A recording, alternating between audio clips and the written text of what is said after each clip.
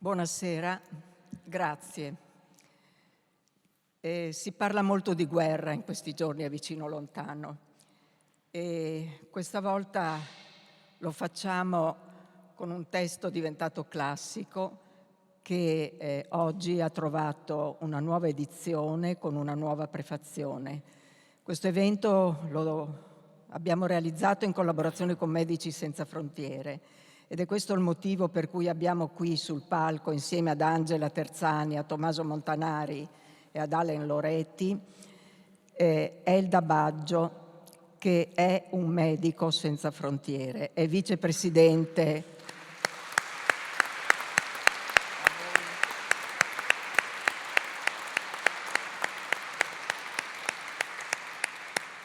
è vicepresidente nazionale di Medici Senza Frontiere Italia e naturalmente ha sofferto sul campo le cose che noi soffriamo da lontano soltanto così, psicologicamente. Lettere contro la guerra, sapete, è stato pubblicato da Tiziano Terzani all'indomani delle Due Torri. E questa volta ha una nuova prefazione ed è attualissimo ancora più di allora, si potrebbe dire. La prefazione di Tommaso Montanari, che tutti conoscete come storico dell'arte, come rettore dell'Università per Stranieri di Siena, collabora con testate nazionali e ultimamente ha pubblicato alcuni libri che hanno dei titoli meravigliosi, secondo me. Ve ne cito almeno gli ultimi: Se amore guarda, del 23, per Einaudi, Le statue giuste, per La Terza, del 24, e l'ultimo, La terza ora d'arte, che mi sembra un titolo geniale. E sul palco naturalmente c'è Angela Terzani, che sarà intervistata, così come sarà intervistato Tommaso Montanari, da Alen Loretti, che collabora con Vicino Lontano da molti anni ormai e che è il più attendibile biografo di Tiziano Terzani. Lo ringraziamo per il suo lavoro e per il suo aiuto. Grazie a voi per essere qui.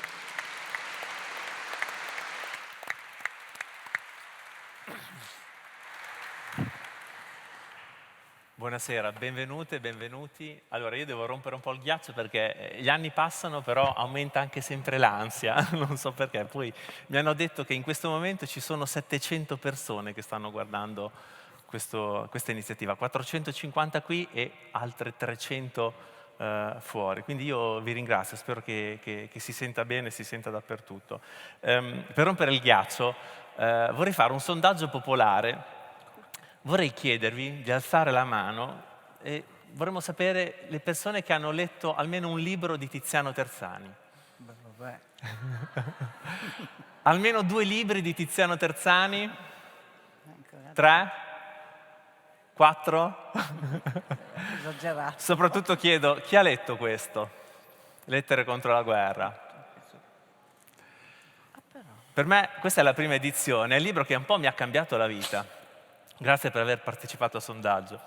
Mi ha cambiato la vita perché in qualche modo ha segnato un po' la direzione della mia esistenza. Quando l'ho letto io avevo 24 anni, non sapevo assolutamente niente di questo giornalista, di questo reporter, che tra l'altro era in pensione, quindi insomma pochi sapevano che si era ritirato. E quando l'ho letto mi sono reso conto che questo scrittore, questo uomo parlava a me, parlava direttamente a me.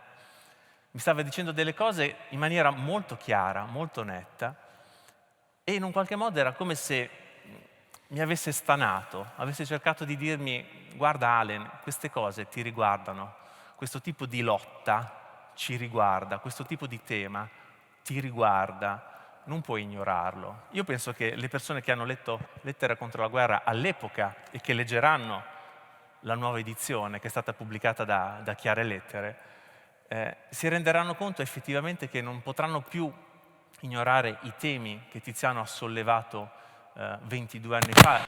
Per cui questo è un libro che in qualche modo è venuto a stanare i lettori, le lettrici, e quindi è un grande piacere, secondo me, riproporlo. E la prima domanda che voglio fare ad Angela proprio, di raccontarci perché, insomma, tiene tantissimo a questo libro. Tu hai voluto proprio ripubblicarlo. Tengo a precisare che non c'è alcun tipo di malizia commerciale in questo libro, perché era già stato programmato prima degli eventi dell'ottobre scorso, quando Hamas ha massacrato, ucciso e sequestrato dei civili israeliani. Quindi, come dire, non c'è nessun intento di cavalcare un certo tipo di notizia. La cosa incredibile è che all'interno di questo libro, scritto 22 anni fa, ci sono delle tematiche che sono tremendamente attuali. Angela, perché tenevi tanto a ripubblicare questo libro?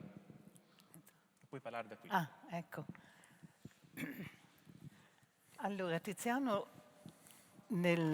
quando scoppiò l'11 settembre, si era già ritirato dal giornalismo. Non si sente. Usa questo. È meglio con questo? Sentite meglio?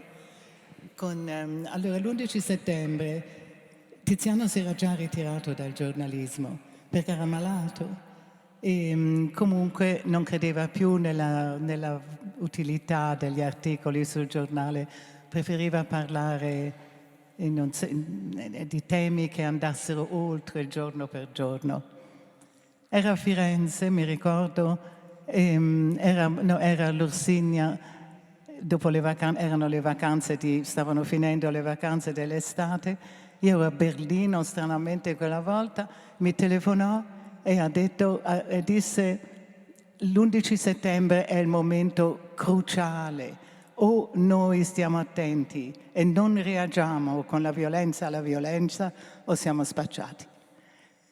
Io sono tornata subito a Firenze e ho trovato lui che già stava scrivendo il suo primo articolo. Non aveva più scritto articoli da diversi anni. Stava scrivendo per il Corriere della Sera, diceva una lettera, come una lettera a qualcuno, a un amico, a se stesso, a tutti, in cui diceva: questa è la buona occasione di non passare da una violenza all'altra, di smettere di credere che con una guerra si mette fine a tutte le guerre. Non sono mai esistite da quando mondo è mondo, nessuna guerra ha messo fine alle guerre e attenzione a non farla adesso, perché adesso quello che c'è di nuovo sono le armi di distruzione di massa.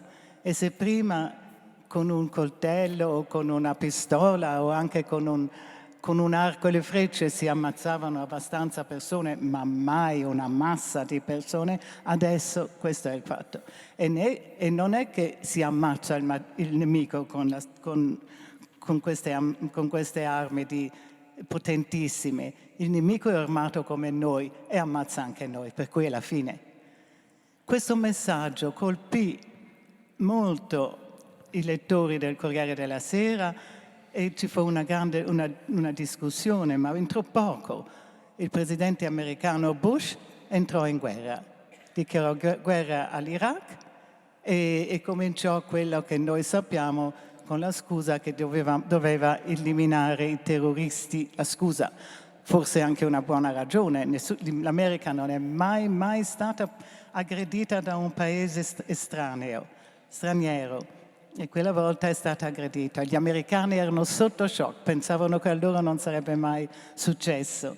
Io mi ricordo che noi tornammo in Asia e gli asiatici dissero: ma cosa si meravigliano? La guerra colpisce, voglio dire, siamo attaccati prima gli uni e poi gli altri, ci attacchiamo a vicenda, c'è sempre stato. Non occorre reagire con questa radicalità che è in se stesso così preoccupante. E Tiziano lasciò fare, il Corriere della Sera riuscì a coinvolgere la Oriana Fallaci, gli fece scrivere la sua risposta, che è una risposta non molto riflessiva, una risposta molto violenta. E Tiziano non continuò la corrispondenza con Oriana, non volle entrare in mezzo a questa diatriba, ma continuò a coprire, a viaggiare, si mise a viaggiare, cosa non aveva più fatto perché non stava più molto bene.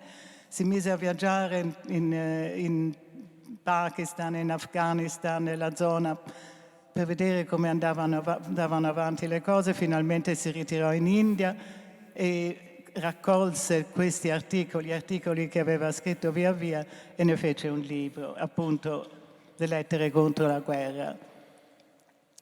Il libro fu accolto bene, molto, e Tiziano per 3 o 4 mesi girò per tutta l'Italia con questo libro in mano per presentarlo. Lo presentò alle scuole, in qualsiasi situazione, ovunque lo chiamassero, molto anche i conventi, ma di tutto, dappertutto andò molto umilmente, molto umilmente, perché diceva qui bisogna che si capisca questa cosa. Poi dopo 3 mesi disse basta, io ora torno, non ci posso più, ora vado in India e ho detto il mio. E con questo, sì, molti avevano ascoltato le sue ragioni, ma in fondo poi è tornato un mondo, è tornato in pace in un modo o nell'altro. Tiziano è morto, non se n'è più parlato. Quando poi ho conosciuto Tommaso Montanari, o quando ho letto i suoi libri, che per giunta non erano tutti di politica, erano anche di arte, soprattutto molto di arte, perché era uno storico d'arte, allora ho capito che quest'uomo aveva la potenza, la capacità e la visione per far capire, visto che era riscoppiata una guerra in Ucraina questa volta, la pericolosità di queste iniziative. E fortunatamente sono molto felice che accettò di scrivere una introduzione con cui fare una seconda edizione di questo libro per il momento di ora, cioè il momento di ora era di 2 anni fa, ma continua e diventa di giorno in giorno più pericoloso.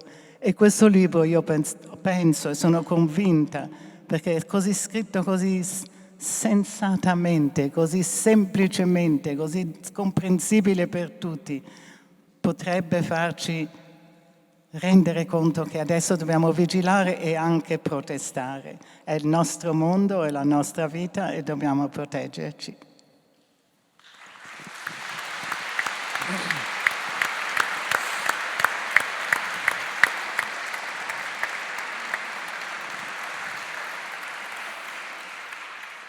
Siccome Angela hai appunto giustamente introdotto il professor Montanari, volevo fare una domanda a Montanari molto semplice proprio su questo libro. Le volevo chiedere se questo è un libro politico, perché se io leggo la dedica che Tiziano scrisse a Novalis, mio nipote, perché scelga la pace, scegliere la pace è un atto politico. È un libro politico questo? Sì, lo è. Buonasera a tutte e tutti, grazie per questa occasione, soprattutto grazie ad Angela per questa fiducia che spero di aver meritato. Non è facile scrivere qualcosa accanto a Terzani, ma sapendo bene che, come dire, non c'è gara perché Tiziano è inarrivabile, ci ho provato. Credo che sia un libro profondamente politico, ma bisogna intendersi sul significato della parola politica. Norberto Bobbio diceva, insomma, si tende a credere che ci sia soltanto un tipo di politica, che è quella che consiste nella traduzione in atti della volontà di potenza, cioè costruire del potere, nel migliore dei casi per usarlo per cambiare le cose in meglio, molto più comunemente per se stessi, per chi questo potere lo costruisce. Si parla sempre di potere come servizio, lo si pratica molto di meno in questo modo. Ma la politica in realtà è l'arte di costruire la polis, l'arte di costruire la comunità. E in questa arte la conoscenza è fondamentale. A un certo punto Terzani scrive: non bisogna costruire campi di battaglia, ma campi di conoscenza. E facendolo Terzani affronta alcuni dei nodi politici più profondi del nostro tempo. Lo fa non per conquistare il potere, ma per costruire consapevolezza. Un altro fiorentino, Don Lorenzo Milani, morendo dice: la scuola non serve a costruire una classe dirigente, ma una massa cosciente. Tiziano, dal suo punto di vista laico, è così capace di conoscere le culture diverse, fa qualcosa del genere, cerca di, e ci riesce, costruire strumenti che possano essere usati per una consapevolezza collettiva. Questo è un libro che apre la mente, è un libro che mobilita contro il sistema del potere così come è costruito. È un libro che permette di avere delle buone ragioni per scegliere la pace, che è l'augurio che lui fa a suo nipote, ma delle ragioni razionali. Non è un libro di un utopista, è un libro con la testa, è un libro che enuncia una serie di ragioni. E scrivo nell'introduzione il discorso che Biden ha fatto ai governanti dello Stato di Israele subito dopo il 7 ottobre, è un riconoscimento implicito delle ragioni razionali di Terzani, perché Biden dice, del tutto inascoltato: non fate come noi dopo l'11 settembre, non abbandonatevi alla rabbia. La grande avversaria di Terzani, Oriana Fallaci, incentra tutto il suo discorso sulla rabbia. E oggi il presidente americano non lo dice in questi termini, ma sostanzialmente dal nostro punto di vista dice: aveva ragione Tiziano Terzani. E questo vuol dire che è una politica non delle anime belle, non dei concetti astratti, ma è una politica che, se fosse stata interpretata e seguita, avrebbe risparmiato all'umanità una incalcolabile quantità di lutti e ci avrebbe fatto andare avanti. Terzani qua mette il dito nella grande questione politica del Novecento, ma evidentemente anche del XXI secolo: i nazionalismi, le identità. Quando io parlo con qualcuno che non conosco e non so da dove viene, parlo con una persona o lo etichetto subito come un italiano, un pakistano, un occidentale? Noi e gli altri, la maledetta questione dell'identità, la nostra incapacità di pensare all'altro come un essere umano, ma la nostra necessità di legarlo dentro un castello di appartenenze, in nome delle quali uccidere e morire. Il libro è una grande, sapiente destrutturazione dell'idea di identità occidentale intesa come un'identità militarmente opposta alle altre e investita dalla missione di guidare il mondo. Terzani sostanzialmente dice: impariamo a guardarci con lo sguardo degli altri e impariamo a guardare negli altri noi stessi. Quello che per un occidentale è un terrorista è qualcuno che lotta disperatamente per il suo popolo, e per lui i terroristi sono i colonialisti occidentali. Cominciamo a guardarci con gli occhi dell'umanità e non con gli occhi dei campi di appartenenza. Oggi siamo di nuovo qua. Se io parlo contro la guerra in Ucraina sono putiniano. Se dico che lo Stato di Israele sta compiendo qualcosa a Gaza che assomiglia molto da vicino a un genocidio, non lo so se lo sia, ma per chi muore ogni giorno fa scarsa differenza. Sono antisemita. C'è un uso delle etichette delle appartenenze che fa torto alla ragione, alla storia, alla logica, ma che serve a, come dire, a spartire il campo appunto in noi e loro. Questo libro dice la cosa più politica che si possa immaginare: esiste un solo noi e quel noi è l'umanità. O capiamo questo, e poi dice, citando Gandhi, o riusciamo anche a mettere l'umanità non al primo posto, non in un posto di dominio e di possesso, e qui c'è la grande questione ambientale, o smettiamo di separarci per identità sottoumane e poi smettiamo anche di considerarci padroni del mondo, o non c'è futuro per nessuno. Non so immaginare una piattaforma politica più urgente di questa. Grazie.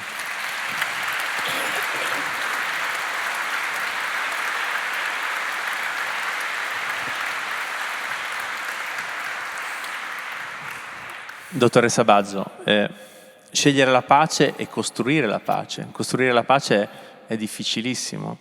Lei col suo lavoro, con la sua attività umanitaria, con i suoi collaboratori, con i suoi colleghi, si rende sempre conto, no? Le difficoltà che bisogna affrontare per costruire la pace. Prima di chiederle, come dire, una testimonianza sulla sua esperienza diretta, perché so che è stata in diversi contesti, in Siria, in Yemen, a Gaza, per cui le voglio chiedere invece voglio fare una domanda strettamente personale, anche perché immagino che magari nella platea ci siano magari delle ragazze o dei ragazzi che studiano medicina e che magari hanno questa inclinazione e sentono che vogliono magari, che so, impegnarsi. E perché lei ha scelto a un certo punto di dedicarsi all'attività umanitaria? Poteva continuare a insegnare all'università, a lavorare in ospedale, ma a un certo punto succede qualcosa. Io vorrei che spiegasse questo ai ragazzi che sono qua. Rapidamente, la prima cosa che mi è successa è stata nel 1980, quando... va bene. Uso questa? Quando il popolo cambogiano ha avuto il permesso di attraversare la frontiera verso la Thailandia, e casualmente ho visto un filmino in cui questo avvenne casualmente perché la Thailandia ebbe l'assicurazione che metà degli aiuti sarebbero andati alla Thailandia e quindi diede il permesso ai profughi che scappavano dalla Cambogia di passare in Thailandia. E vidi questo filmino in cui la prima coppia che passa la frontiera erano due signori che forse avevano 2000 anni, 1000 a testa, che camminavano piano piano vestiti di blu come la divisa classica, diciamo, e poi dietro di loro tutta questa umanità che scappava. E allora aderii a una richiesta della Caritas e andai a lavorare 4 mesi. Quando tornai indietro, il mio maestro, qui c'è il rettore di un'università e sa benissimo che il direttore per un universitario ha poteri di vita e di morte, mi disse: se tu vuoi fare il chirurgo, ed ero la prima donna chirurga a Verona, da qui non ti devi muovere. E così nel 1980 ho cominciato e finito. Poi la mia università successivamente fece un progetto di collaborazione con un'università burundese dopo il massacro Tutsi, e io ricordo che andai dal professore Vecchioni e gli dissi: professore, adesso sono grande abbastanza. E quindi ho cominciato. Ho conosciuto Medici Senza Frontiere sulla scorta della mia ignoranza medica, nel senso che uno parte convinto di saper fare tutto quello che serve parlo dell'Africa in questo caso, e scopre che più di metà di quello che sa fare non gli serve a nessuno, per contro gli manca un altro 50% di cui lui non ha idea e quindi deve formarsi per fare l'operatore umanitario. In quell'occasione ho conosciuto Gianfranco Di Maio, grande figura di Medici Senza Frontiere, e insieme in un fine settimana abbiamo buttato giù il programma di un master di chirurgia tropicale delle emergenze umanitarie nel 2010 che si è tenuto all'Università di Verona per quasi 10 anni. E da quel momento sono partita, facevo 8 settimane all'anno con Medici Senza Frontiere e poi 4 settimane all'anno con il progetto di cooperazione della mia università. Ero in comando, quindi non avevo il problema di equilibrismi. E poi, vorrei dire, noi abbiamo fatto un film il cui titolo è Egoisti, ed è la storia di operatori umanitari, perché in fin dei conti uno che parte per rispondere innanzitutto a un bisogno personale, e che questo poi sia funzionale anche a portare salute, portare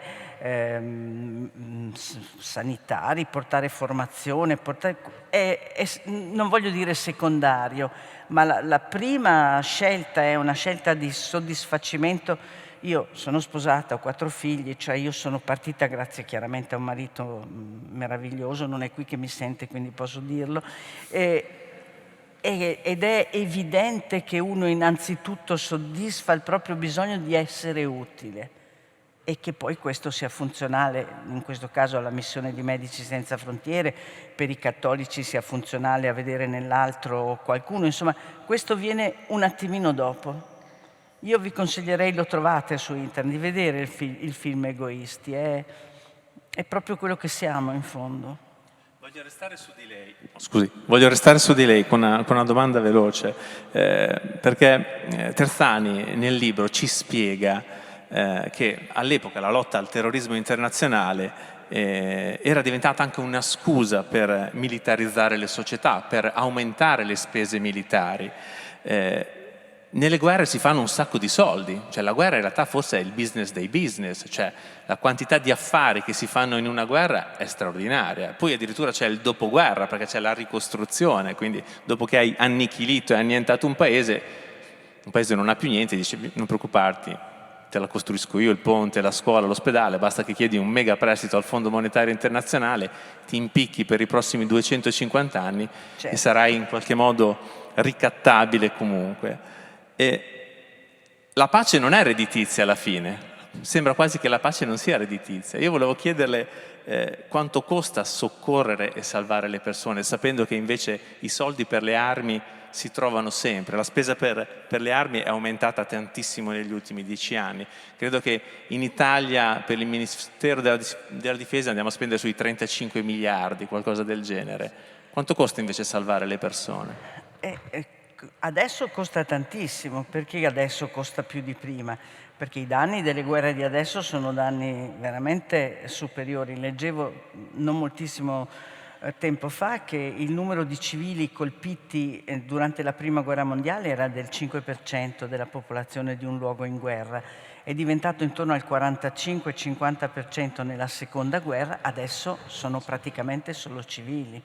Quindi voglio dire, civili che qualcuno chiama terroristi, ma per stare all'ultima guerra che ha preso posto sul palcoscenico, che è l'ultima, ma ce ne sono un numero incredibile, più di metà sono donne e bambini, tantissimi bambini morti.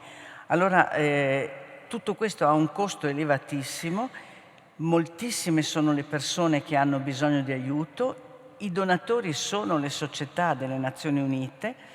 Alcune ogni tanto dicono no, io basta, non tiro più fuori soldi, come adesso recentemente per quanto si riferisce al finanziamento dei palestinesi con l'Agenzia delle Nazioni Unite che si occupa di loro, l'UNRWA, che se qualcuno legge i giornali si sa che prima gli Stati Uniti li davano, non li davano, l'Italia li ha sospesi dicendo che era successo il 7 ottobre, però si è scoperto che li aveva sospesi prima, forse erano preveggenti, caratteristiche di alcuni governi.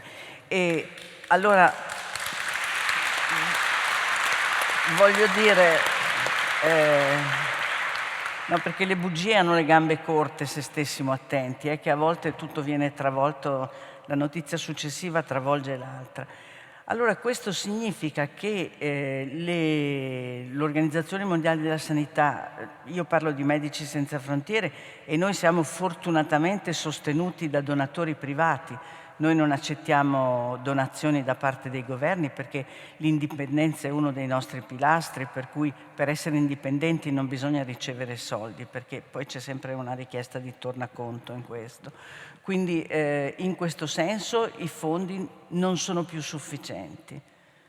E io ricordo, e con questo chiudo la domanda che lei mi ha fatto, di aver sentito un membro dell'UNICEF a una conferenza parlare vi siete mai chiesti perché improvvisamente è partita la rotta balcanica, tutti sono scappati dalla Turchia e sono andati? Perché da oggi a domani nei campi profughi è dimezzato il pacchetto famiglia, cioè metà riso, metà zucchero, metà questo, metà quello, il che ha dato il segnale che i fondi non erano più sufficienti e quindi chi ha potuto, chi ha avuto il coraggio, perché sono andati incontro a una vita inenarrabile per cercare di raggiungere il nord Europa, è andato via. Cioè, perché i soldi non ci sono, non ce ne sono più, o sono pochi. Io volevo in questa occasione anche farvi ascoltare la testimonianza stessa di Tiziano Terzani. Quando avevo iniziato a leggerlo, era il 2002, eravamo chiaramente all'alba di internet, quindi i contenuti in rete non erano tanti, però mi ricordo che un giorno Radio Capital intervistò Tiziano Terzani, il libro era uscito da poche settimane, era il marzo del 2002, e io mi ricordo che in maniera un po' rocambolesca riuscì a scaricare quel file, non c'erano ancora i podcast, non c'era la possibilità di recuperare i materiali, però riuscì a salvare quei 90 secondi in cui Tiziano Terzani rispondeva a una giornalista. Allora io ve li ripropongo. sono 90 secondi, secondo me, determinanti, perché non solo Tiziano parla del libro, ma fa un ragionamento estremamente preciso su quella che era la realtà italiana e del Mediterraneo in quel momento. Prego Federico di mandarlo in onda, ascoltate con attenzione. Una delle cose, per esempio, che mi sorprende moltissimo è che in questo nostro paese, affacciato sul Mediterraneo, dinanzi a tutto il mondo arabo e islamico, abbia così poca gente che si dedica allo studio della lingua araba e della cultura araba e della religione islamica. Nel Ministero degli Esteri italiano ci sono solo 2 italiani che parlano arabo e nelle università pochissima gente studia tutto questo. Ormai ci dedichiamo al Giappone, alla Cina, forse perché li consideriamo dei grandi mercati, ma non ci dedichiamo a questo mondo che abbiamo dinanzi a casa. Ora, è inconcepibile che possiamo continuare a garantirci un futuro senza avere un'apertura verso questo mondo col quale già nel passato abbiamo avuto grandi rapporti. Questo demonizzare il nemico, già definirlo così, fare di tutto una cultura che ha una sua tradizione, una sua storia, l'humus in cui nasce il terrorismo è pura follia. Dobbiamo metterci a capire gli altri, e non dico in questo caso soltanto i musulmani, ma tutto ciò che è altro. Il mondo è pieno di gente che non vuole vivere come noi, sognare come noi, mangiare come noi, e molta gente fra noi stessa sta diventando così, per il rifiuto del consumismo, per il rifiuto di questa globalizzazione che globalizza i principi, i prodotti e fa di ognuno di noi semplicemente dei consumatori. Bisogna prendere seriamente in considerazione questo rispetto per la diversità.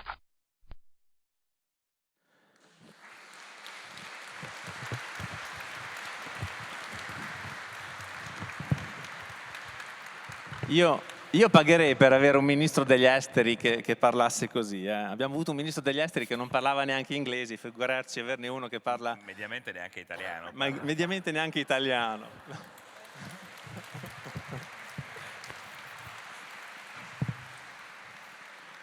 Averne uno che parla arabo, insomma non sarebbe male.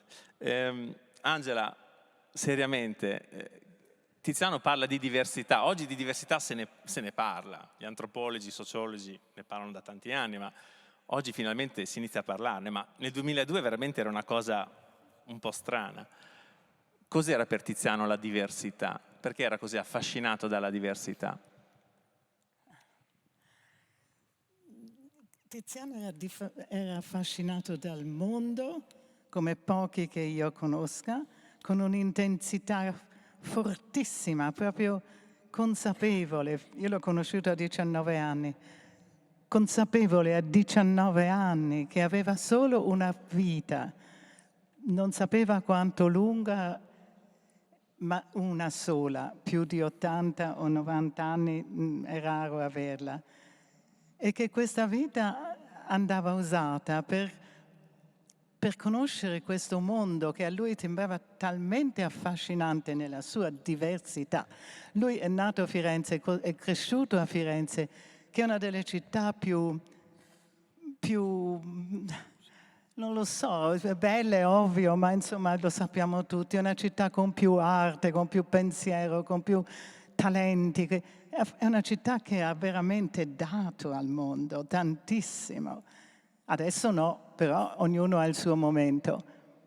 E lui era affascinato da questa città e dice, ma però ce ne sono altre al mondo, voglio vedere cosa fanno i finlandesi, gli africani, i giapponesi. Era come un bisogno, perché aveva solo questa unica chance di queste poche decine di anni. E allora è partito, sapendo di essere fiorentino, sapendo di non essere uno bisognoso di niente dal mondo, però bisognoso di diversità, di modi diversi di fare le cose, di dipingere, di scolpire, di parlare di quello che ha detto appena Alen, mangiare, pregare, tutto diverso. Questo lo affascinava e questo faceva parte della sua, anche del suo ruolo di cosa lascio, no? Per lui questa domanda, cosa lascio? Non posso passare attraverso questa meravigliosa occasione che è la vita e non lasciare niente. Allora lui voleva lasciare agli altri, prima di tutto pensava naturalmente a Firenze, quello che gli altri non conoscevano. E alla fine, dopo 30 anni di vita in Asia, cominciando con il Vietnam e poi la Cina, il Giappone, l'India, eccetera, quello che ha lasciato ha stimolato in noi la curiosità di quest'altro mondo, no? Prima a me, quando io ero piccola, giovane, l'Asia, insomma, non ne so nulla, non ne saprò mai nulla, non la conosco, invece sì, poi si è acceso questo interesse e abbiamo visto che il mondo non è solo bello, importante, non ha solo pensato, non ha solo costruito da noi, ma l'ha fatto dappertutto. Io a volte in Cina ho detto, ma Santa Madonna, non c'è solo il Davide di Michelangelo, ce ne sono altri.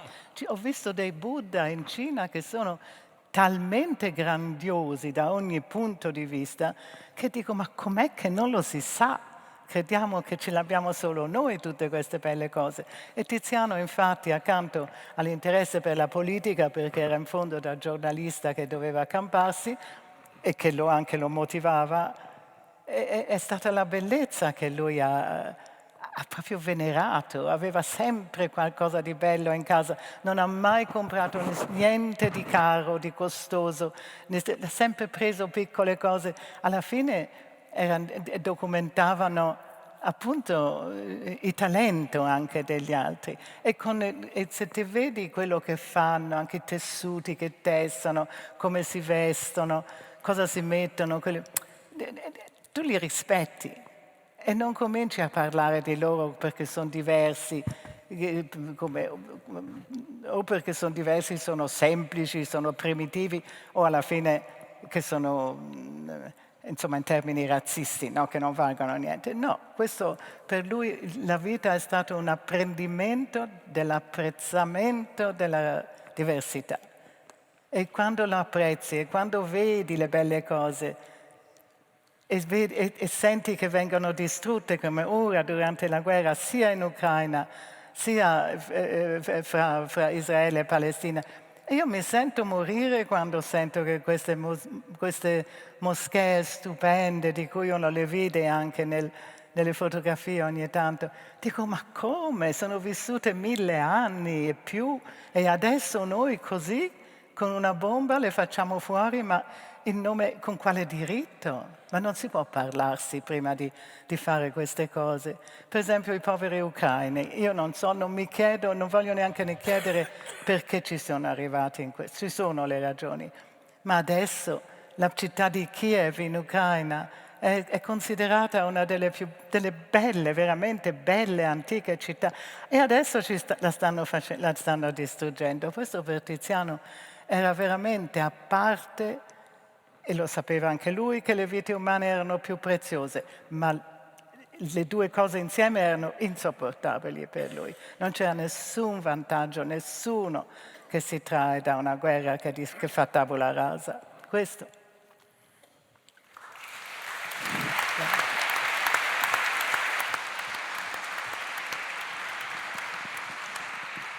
Voglio ricordare una cosa che viene sempre ricordata poco e invece secondo me è molto importante. Quando il libro uscì nel 2002 ebbe un grande successo in Italia. Quando Tiziano andò al Festival Letteratura di Mantova, il cortile della cavallerizza, credo c'erano tipo 2000-3000 persone ad ascoltarlo. Fu qualcosa di incredibile. Tant'è vero che gli editori francesi, spagnoli e tedeschi subito praticamente tradussero il libro. Chi è che non tradusse questo libro? Gli inglesi e gli americani. Stranissimo, perché gli inglesi avevano pubblicato Un indovino mi disse, Buonanotte signor Lenin, gli americani addirittura avevano pubblicato Jai Fong, La liberazione di Saigon. Giorgio Bocca disse di quel libro, questo è il libro che gli americani non sono stati capaci di scrivere, l'ha scritto un italiano, Tiziano Terzani. Gli americani l'avevano pubblicato perché era una testimonianza in presa diretta unica, un momento epocale per la storia dell'Indocina e per la storia degli americani che uscivano sconfitti per la prima volta da una guerra. Quindi Tiziano pensava, no, come dire, ok, anche gli inglesi, adesso gli americani senz'altro, e invece no, c'è una censura gigantesca su quest'opera di Terzani. E cosa succede? Tiziano si rende conto che non può fare niente contro questi editori e si inventa una cosa straordinaria. Siamo nel 2002, all'epoca era già attivo il suo sito internet, fu uno dei primi scrittori italiani ad avere un sito internet e fece questa cosa straordinaria. Pagò di tasca propria la traduzione in lingua inglese, ne fece pubblicare alcune copie cartacee, ma soprattutto rese disponibile gratuitamente il file in PDF sul sito.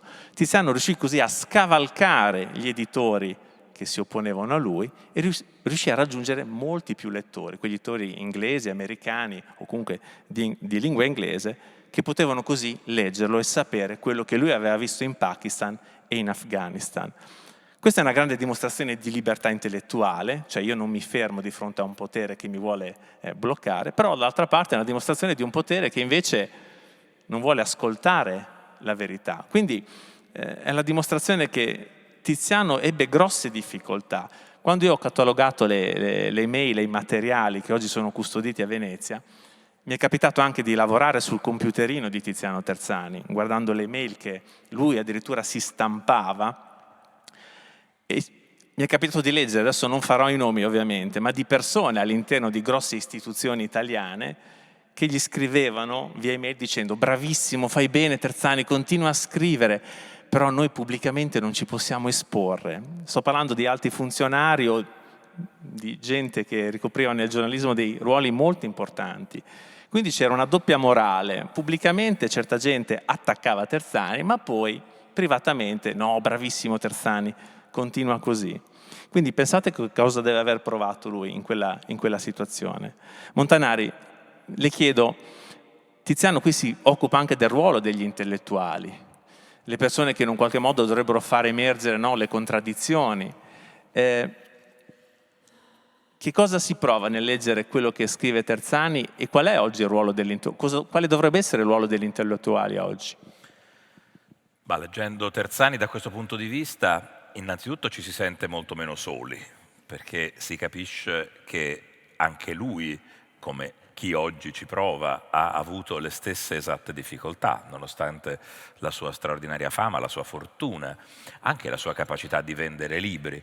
Ma nemmeno questo serviva di fronte a un intellettuale, lo dico con le parole che lei ha citato e che vengono da un incontro pubblico a Firenze, in cui Terzani commenta con sdegno una lettera di intellettuali americani, di accademici americani che sostenevano la guerra di Bush, la guerra di vendetta. Terzani dice: è una lettera orribile, indecente, rivoltante, firmata da 60 intellettuali americani, fra cui tanti professori. Una indegna, vergognosa prova di essere mosche cocchiere del potere. Se gli intellettuali hanno ancora un ruolo da giocare, è quello di essere un granello di sabbia nelle ruote del potere. Allora, questa è la più lucida, cristallina, coraggiosa affermazione del ruolo degli intellettuali.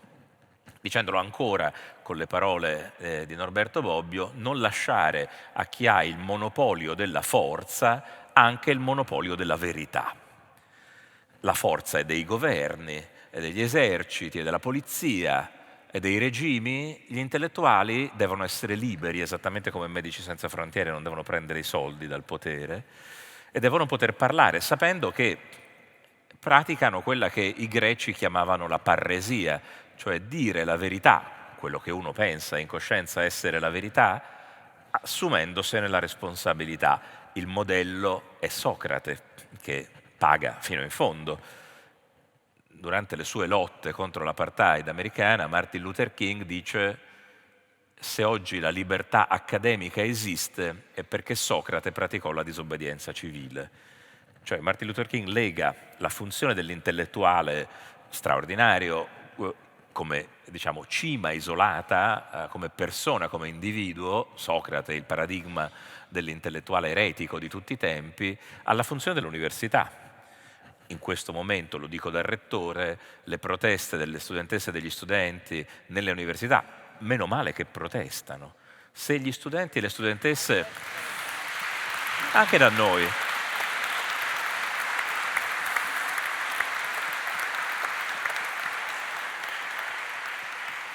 protestano in America e nel mondo, protestano anche in Italia, ma diciamo come dire, vengono accusati di essere terroristi, appunto, di essere violenti. Io l'unica violenza che ho visto intorno all'università, purtroppo lo dico con dolore, è quella della polizia, cioè a Pisa i manganelli li hanno usati i poliziotti, non gli studenti. E credo che su questo dovremmo avere le idee chiare. La minaccia all'università non viene dal basso, viene dall'alto. Questo è sempre successo. Le minacce al pensiero critico, autonomo, che l'università, quando non tradisce se stessa, cosa che capita spesso purtroppo, ma quando fa il suo dovere fino in fondo, deve essere una spina nel fianco del potere, perché è il pensiero critico. Io mi sono rifiutato di boicottare le università israeliane, così come mi sono rifiutato di boicottare le università russe. Dopo il 7 ottobre, 7 rettori israeliani si sono rifiutati di rispondere a una richiesta del governo di Netanyahu che chiedeva di denunciare gli studenti che avevano inneggiato al 7 ottobre, all'eccidio di Hamas. Ora, inneggiare all'eccidio di Hamas è una cosa mostruosa, ma i rettori israeliani hanno detto: noi non siamo dei poliziotti, l'università non è una caserma, sono opinioni aberranti, ma non è con la repressione che si ottiene qualcosa. L'università deve rimanere un luogo libero, lo dicono in Israele, come possono, sono pochi, però ricordo che in Italia nel 1931 furono in 12 su 1200 a non giurare fedeltà al fascismo, e tra poco ci risiamo, non illudiamoci che siamo lontani da quei problemi, ci siamo immersi fino al collo, ahimè, di nuovo. E quindi la funzione critica, la funzione delle voci contro è in questo momento fondamentale, e Terzani qua lo dice e lo pratica in prima persona. Questo è impressionante, il rapporto col giornale, cioè, al Corriere della Sera c'è Ferruccio De Bortoli che in qualche modo garantisce la libertà di Terzani e gli va riconosciuto come un merito, ma diciamo, però poi arriva la Fallaci e in generale l'impressione è che Terzani venga trattato come un traditore. La parola giusta è un traditore. Io nell'introduzione cito delle pagine di Romain Rolland, che è questo grande musicologo, scrittore, premio Nobel per la letteratura, anche se nessuno se lo ricorda più, che ai tempi della Prima Guerra Mondiale, in quanto pacifista, viene considerato dalla Francia un traditore, perché scriveva che i nemici non sono al di là delle frontiere, ma all'interno di ciascuna nazione.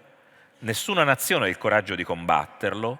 Questo mostro a 100 teste si chiama imperialismo, un orgoglio e una volontà di dominio che vuole assorbire, sottomettere o distruggere tutto, che non tollera alcuna libera grandezza al di fuori di se stesso. Questo, diciamo, lo diceva Rolland contro la sua nazione e in generale contro tutte le nazioni. Era il 14, stava per scoppiare la Grande Guerra, una situazione molto simile a quella di oggi purtroppo, e in quel stesso momento i socialisti tedeschi tradiscono la causa internazionalista e appoggiano la guerra, contrariamente agli italiani, ma ci sono delle voci a Berlino, c'è Rosa Luxemburg che dice: il nemico non è fuori, il nemico è dentro. Non ci si divide per nazionalità, ma ci si divide fra chi detiene il potere per se stesso e il popolo che subisce le decisioni di chi decide le guerre, ma in guerra non ci va e non ci muore. Allora, la funzione dell'intellettuale è una funzione, si usa spesso la metafora della torre d'avorio. Gli intellettuali si chiudono nella torre d'avorio. Su questo scrive un bellissimo saggio Erwin Panofsky, un grande intellettuale, un grande storico dell'arte, ebreo, fuggito dalla Germania e dall'Austria e che si trova ad insegnare a Princeton. Molti di voi avranno visto il film su Oppenheimer, in quei vialetti in cui passeggia Albert Einstein, passeggiava anche Erwin Panofsky.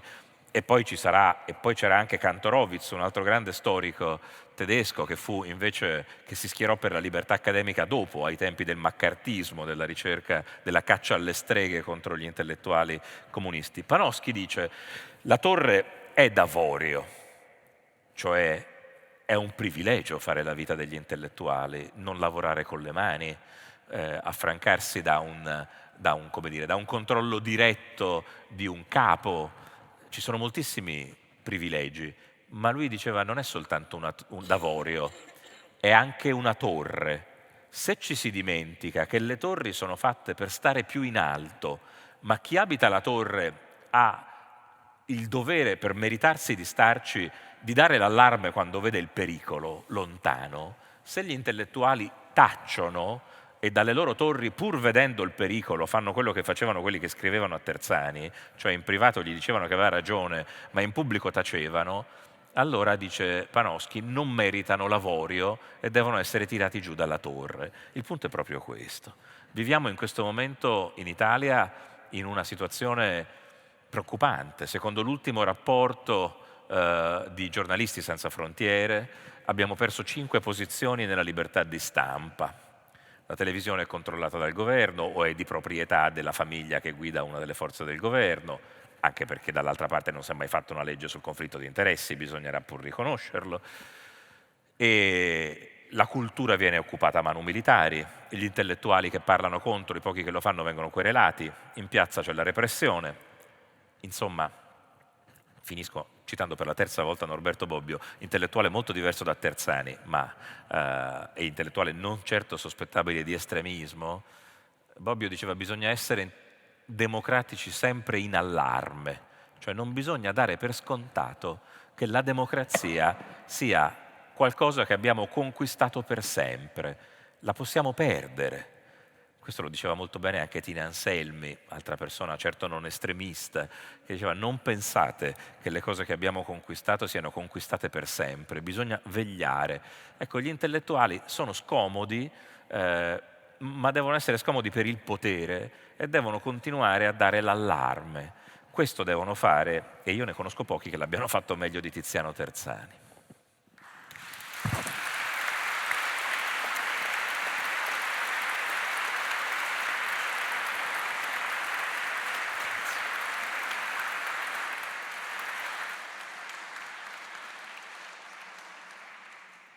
Nel libro Terzani scrive: eppure l'Afghanistan ci perseguiterà perché è la cartina di tornasole della nostra immoralità, delle nostre pretese di civiltà, della nostra incapacità di capire che la violenza genera solo violenza.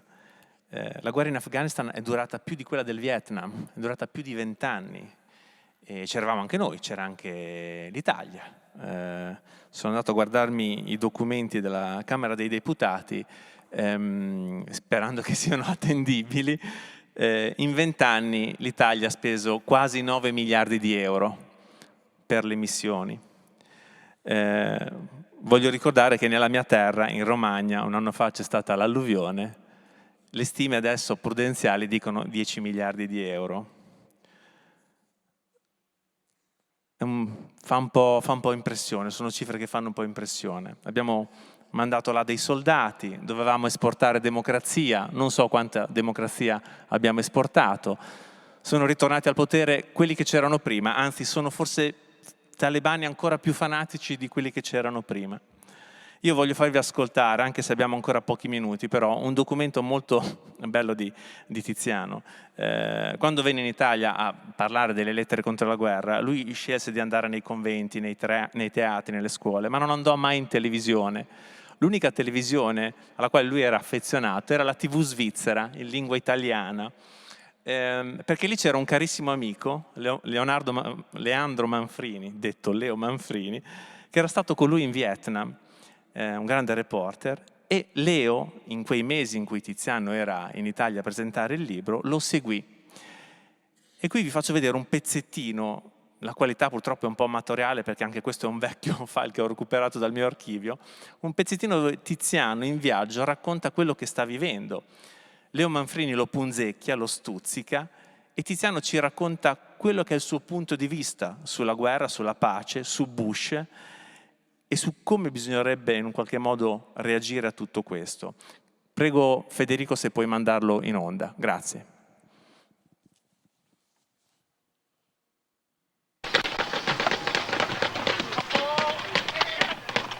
I primi filmati della guerra, quando sono stati rilasciati, erano dei video con tutti gli omini verdi in un'atmosfera verde, sembrava un videogame. E secondo me questa era proprio l'idea, dare al mondo l'idea che la guerra non è quella cosa orribile che uccide i corpi, che li fa a pezzi, che ammazza, che soffoca i bambini. È un videogame in cui questi omini verdi buttano giù altri omini verdi e poi basta pigiare un bottone, si rialzano, ricamminano, ricomincia il gioco. E forse questo è il sacrilego punto, il punto più disumano che questa guerra ha introdotto nelle nostre coscienze di spettatori. Siamo tutti diventati degli spettatori di programmi televisivi, abbiamo solo un'attenzione che dura 2-3 minuti, e quella cosa lontana che lì ci appare sullo schermo verde, dove anche il sangue se lo si vede, sembra una cosa coloratissima. Non è una cosa terribile, è un videogame, non riguarda noi, non siamo noi che moriamo. Infatti una delle cose che più mi ha colpito, pensi a 63 anni, dopo tante storie di questo tipo, alcune piccole scene che ho visto a Kabul. Un giorno camminavo per strada, avevo dinanzi a me un uomo che appena più giovane di me, dietro il quale arrancava faticosamente, senza una gamba, una bella bambina con una stampella, forse sua figlia. Quanta gente avrò visto senza gambe in tutti questi anni? Eppure, improvvisamente, io che ho una figlia, ho come sentito che quella bambina saltata su quella mina poteva essere mia figlia. E allora ho sentito l'orrore della guerra. Si arriva all'11 settembre, il presidente americano doveva pur fare qualche cosa, poteva accadere che comunque ci sarebbero stati degli altri attentati. Certo. Che fare? È sbagliato bombardare queste cose. Secondo me ha fatto la cosa più sbagliata che poteva fare, c'erano tante altre alternative. Quali? Per esempio dico aprire un dialogo con, non dico con i terroristi, ma col mondo islamico per isolare il terrorismo. E poi perché sono profondamente convinto che i terroristi non si eliminano uccidendo i terroristi e chiudendo le basi terroriste, ma eliminando le ragioni che danno origine al terrorismo. Perché per esempio... Ma certo che è un processo più lungo, perché si è accorciato distruggendo 4 basi nel deserto dell'Afghanistan, anzi, secondo me si è fatto esattamente quello che si fa con un'operazione di cancro quando non si leva bene il cancro, va dappertutto. In questo momento in cui parliamo non ci sono più le basi in Afghanistan, ma ci sono secondo me centinaia di musulmani a giro per il mondo, in posti che non sono delle basi, dove nessuno sappiamo che stanno preparando le bombe o le altre orribili cose con cui ci attaccheranno, perché l'operazione militare, così come l'ha concepita il signor Bush e il Pentagono, non ha risolto affatto il problema della nostra sicurezza, in nessun modo, anzi l'ha creato di più. Senti, ma mettiti al posto di Bush. Non posso mettermi al posto di Bush, non posso mettermi al posto di Bush e nessuno, grazie a Dio, mi metterebbe al posto di Bush. Allora... Però posso dire che intellettualmente Bush aveva molte scelte, ha preso la più banale, la più automatica, la più ovvia e la più orribile, quella di usare una più grande violenza per risolvere il problema di una violenza. Abbiamo mai visto nella storia del mondo una violenza che ha messo fine a una grande violenza? Forse la violenza non è la soluzione ai conflitti. Forse l'odio davvero genera solo l'odio. E come disse quel grande indiano di 2500 anni fa, che non chiamo Buddha perché la gente non dica «Ah, ma Terzani è diventato buddista, induista», ma che sono rimasto quel che sono, un fiorentino con 63 anni di esperienza in questo mondo. Quel grande indiano di 2500 anni fa disse «L'odio genera solo l'odio e l'odio si combatte solo con l'amore». Poi davanti a un'opinione pubblica piena di rabbia, assetata... Ah, bene, infatti è esattamente quello... Esattamente, la calmi e non la aizzi. Infatti io sostengo che l'operazione, una delle giustificazioni formali, anche perché secondo me, nonostante che secondo me il problema è molto più di sostanza, e non è questo, ma la forma è stata data come una grande vendetta. E io uso per spiegare questo, per esempio, questa orribile foto del talibano catturato, imbavagliato, che ci hanno fatto vedere gli americani a Guantanamo nella sua gabbia come una tigre. Non è stata presa da un paparazzo su un albero che di nascosto ha colto questa immagine. Questa immagine ce l'hanno fornita liberamente i servizi di informazione americani. Perché? Perché i servizi di informazione americani volevano dare l'immagine della vendetta realizzata. L'operazione è stata venduta come una grande vendetta. Ed è la vendetta un'espressione di civiltà? No! tutta la nostra cultura, da Caino ad Abele alla tragedia greca, è il superamento della vendetta. La politica nasce dal superamento della vendetta. E come lo fa il teatro greco? Il teatro greco cerca, e in certi modi, secondo me, lei pensi a Eschilo, riesce a portare questo messaggio alla platea, al pubblico, rappresentando sulla scena i sentimenti dei contendenti. Cioè si vedono i due contendenti, ognuno che porta sulla scena e parla dinanzi al pubblico i suoi problemi e il suo conflitto. Ma lei pensi, dall'11 settembre ad oggi, sulla scena di questo teatro che dovrebbe farci superare il senso della vendetta e dovrebbe spiegarci qual è il conflitto, su questo teatro ci siamo solo noi. Siamo protagonisti, siamo nel pubblico, siamo i registi, cioè la storia dell'11 settembre, quel che è venuto solo, è tutta da parte nostra.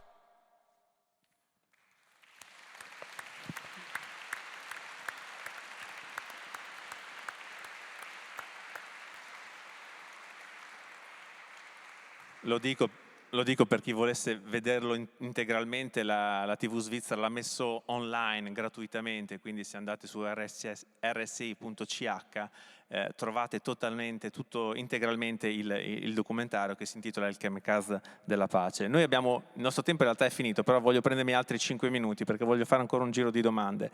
Volevo chiedere alla dottoressa Baggio, visto che prima Tiziano parlava di quella bambina senza una gamba, volevo che lei ci raccontasse un attimo la condizione delle donne, delle ragazze e delle bambine nei contesti che lei nei quali ha operato, perché capiamo benissimo che la guerra la fanno gli uomini, ma poi tutte le conseguenze le subiscono le donne.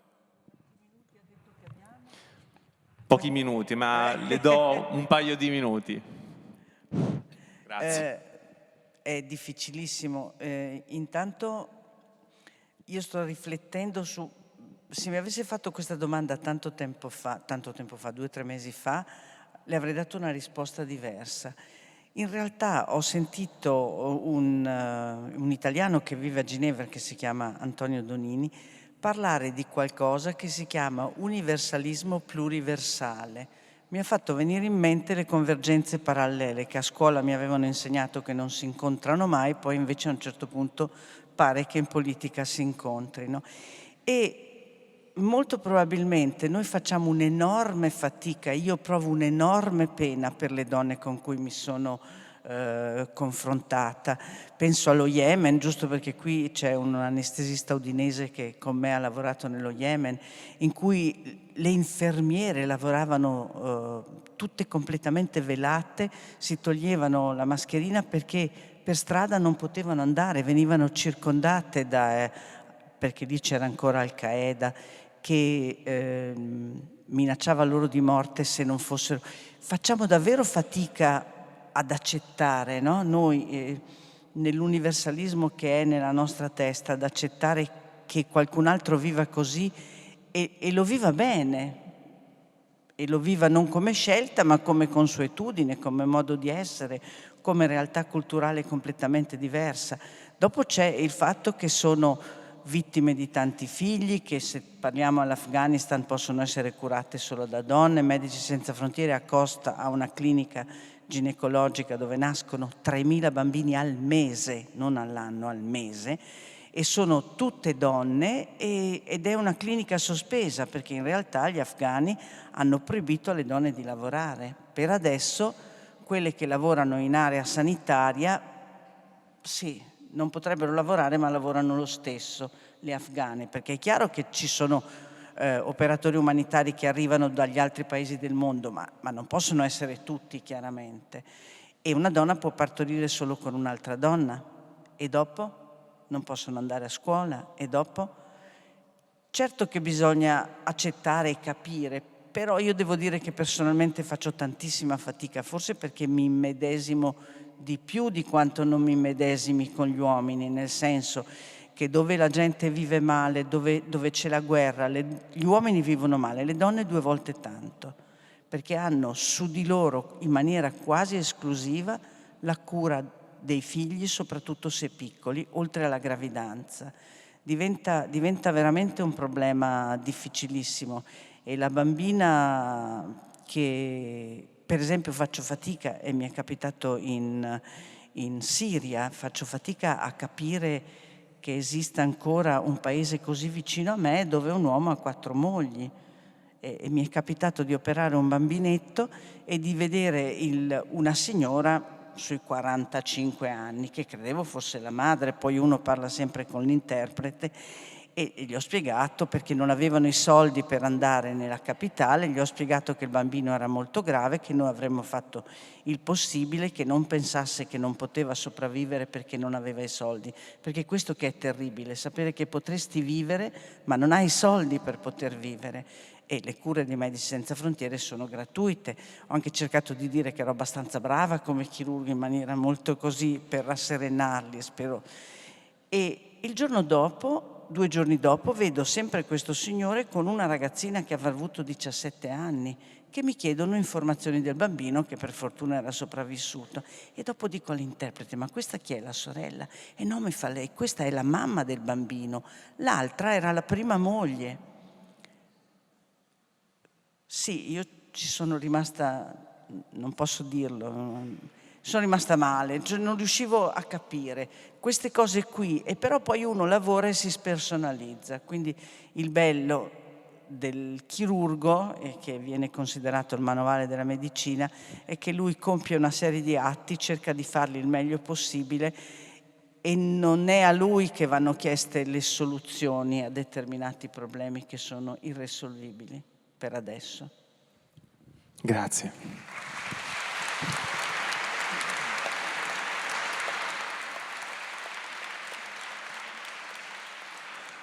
Siamo fuori tempo massimo, faccio una domanda al professor Montanari, poi chiudo con Angela. Oggi è la giornata dell'Europa, 9 maggio. Tra un mese ci sono le elezioni europee, 350 milioni di europei hanno il diritto di voto, potrebbero andare a votare. Sarebbe bene che votassero, secondo me. Professor Montanari, i venti che soffiano in Europa non sono molto, molto belli, anche qui in Italia. Lei che cosa si aspetta dal prossimo Parlamento europeo e dalla prossima Commissione europea? Mi aspetto la pace. Non so se l'avremo, ma credo che l'Europa e la guerra siano alternative. Sono un'Europa in guerra è un ossimoro. L'Europa, l'idea di un'Europa politica unita nasce come reazione alla guerra, reazione ai fascismi. Manifesto di Ventotene è la più radicale immaginazione di una Europa che bandisca il problema stesso dello Stato-nazione, metta al bando lo Stato-nazione come appunto feticcio per cui morire. È un momento quello in cui si cerca di immaginare qualcosa che vada anche oltre. Si scrive una Costituzione della Terra, una Costituzione dell'umanità. A scrivere l'introduzione è Thomas Mann, in Italia la fa conoscere Piero Calamandrei, ed è la reazione alle bombe americane in Giappone, nel momento più atroce, a guerra ormai vinta. Cosa c'era? La parte dei buoni, dei vincitori, ma anche dei buoni che avevano lottato, tra virgolette, buoni, contro il nazismo, distrugge 2 città. Cosa c'è di più mostruoso? Cosa avevano fatto gli abitanti di Hiroshima e Nagasaki? Scelti a caso o per ragioni strategiche, vengono uccisi tutti. Una punizione collettiva esemplare, come quella di Gaza. Esattamente. In quel momento c'è una riscossa profonda e si dice questo non può più succedere, bisogna cambiare. E l'unico modo è andare verso un'idea di appunto umanità unita e viceversa lavorare sui singoli. Un bel motto per questo libro potrebbe essere una frase che amava ripetere Michela Murgia, che a me manca tanto già, che era: i confini non ci circondano ma ci attraversano. E cioè l'idea che il lavoro e il conflitto è interiore. C'è una pagina in cui Tiziano dice una cosa coraggiosa: jihad nel mondo islamico ha anche un altro significato, è la lotta interiore contro le passioni peggiori e per il miglioramento di ciascuno di noi. La lotta non è contro gli altri, la lotta è in noi stessi. questo lo dice la tradizione ebraico-cristiana, l'uomo è un mistero, il suo cuore è un abisso, il male è dentro, non è fuori. Quando dicono a Gesù ma posso, cosa devo mangiare, cosa non devo mangiare, lui dice no, guardate che il male è dentro, non è fuori, dovete combattere dentro. L'Europa era la prospettiva di questo, avere un luogo in cui la guerra non tornasse. E quando mio nonno mi diceva che i francesi, gli inglesi erano stati i suoi nemici, a me pareva impossibile, a me che facevo l'Interrail, l'Erasmus. Oggi la guerra è in Europa e i governanti dell'Europa, di fronte alla guerra in Ucraina, di fronte all'invasione criminale di Putin, invece di cercare la pace ci dicono che bisogna cercare la vittoria. Ursula von der Leyen dice vogliamo la vittoria. Come si fa a avere una vittoria su una potenza nucleare? Don Milani nel 65 dice non ci può essere più la guerra giusta nell'età nucleare, c'è solo la morte per tutti, dobbiamo trovare un accordo, dobbiamo trovare la pace. E se l'America non ci riesce per la sua vocazione imperiale e imperialista, dovrebbe essere l'Europa, che è piantata nel Mediterraneo con i piedi, che è araba anche. Torno da un viaggio in Andalusia, certo una terra di guerre, di scannamenti, ma anche una guerra di incontro, di meticciato. Dove finisce l'arte islamica e inizia quella cristiana? Quante parole arabe nella nostra lingua? Le radici dell'Europa non sono solo cristiane, lo dico da cattolico, sono ebraiche, sono arabe, sono classiche. Allora io mi auguro, non so, è difficile anche capire cosa votare in questo momento, è più facile capire cosa non votare. Ma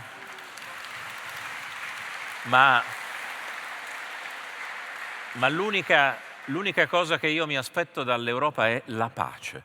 Mi aspetto che smettano di parlare di vittoria, cioè di morte, e ricomincino a parlare di pace, cioè di vita, e a costruirla. Grazie.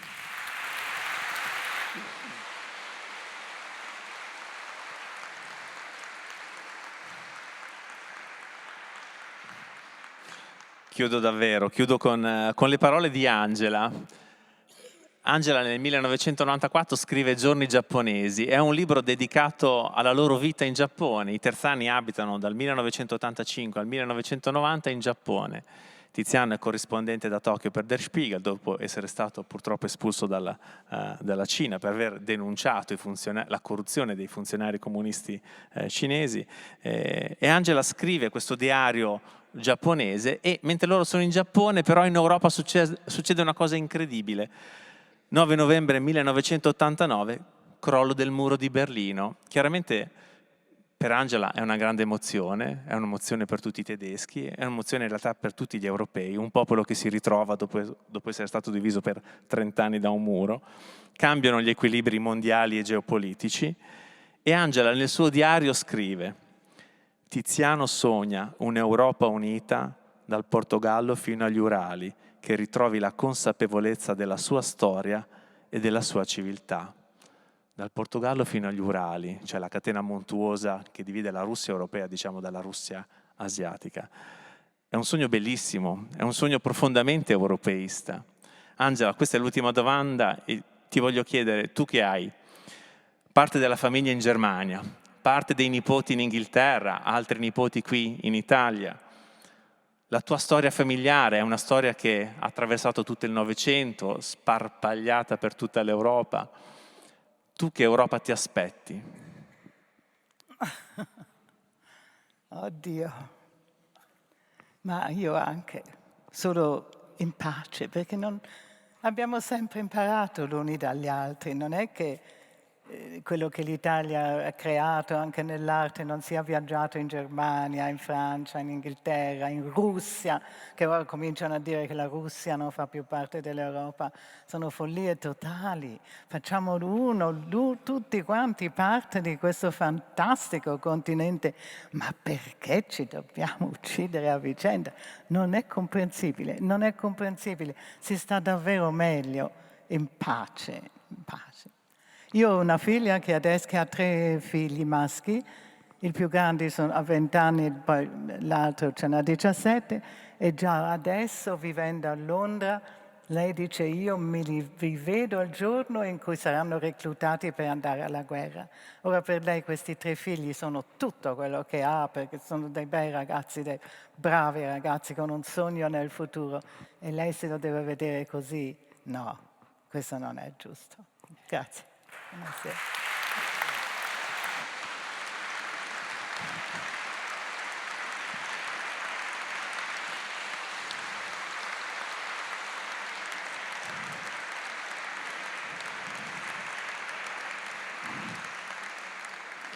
Nel salutarci, lasciatemi ricordare l'incontro che si terrà su questo palco alle 21, Popoli sotto assedio, con la giornalista Paola Caridi, con Domenico Quirico che vinse il premio Terzani nel 2018 e con Damir Ovcina. Damir Ovcina è un autore bosniaco che ha scritto Preghiera nell'assedio, pubblicato da Keller, è una delle 5 opere finaliste del premio Terzani, quindi alle 9 potete venire qui a ascoltare queste 3 importanti testimonianze. Voglio chiudere dicendo: non fate mancare il vostro aiuto, il vostro sostegno a Medici Senza Frontiere, potete farlo semplicemente anche con il 5 per 1000. Grazie, grazie a voi. Grazie.